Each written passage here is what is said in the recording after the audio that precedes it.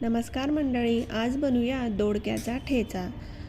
तर आपल्याला दोडके छान असे धुवून घ्यायची, त्याची जी साल आहे ती आपल्याला काढून घ्यायची आणि दोडक्याचे असे काप करायचे। त्यानंतर तुमच्याकडे खलबत्ता असेल तर त्याच्यात हे दोडके कुटून घ्या, नाहीतर मिक्सरमध्ये बारीक वाटून घ्या। जास्त बारीक नाही करायचे।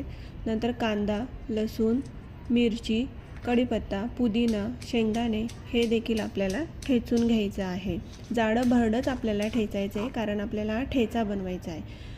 पॅनमध्ये तेल टाकून जिरं टाकायचं आणि हा जो ठेचा आहे तो छान असा आपल्याला शिजवून घ्यायचा आहे। मीठ टाकायचं आहे चवीप्रमाणे। नंतर अर्धा लिंबाचा रस मी इथं वापरला आहे आणि दोडका आपला छान असा शिजवून घ्यायचा आहे। कोथिंबीर टाकली तर झाला आपला हा दोडक्याचा ठेचा तयार। एकदम मस्त आणि चटपटीत लागतो। जे दोडक्याची भाजी खाणार नसतील ते सुद्धा हे खातील। वरून मी थोडं खोबऱ्याचा किसा टाकला आहे। व्हिडिओ आवडला असेल तर सबस्क्राईब नक्की करा।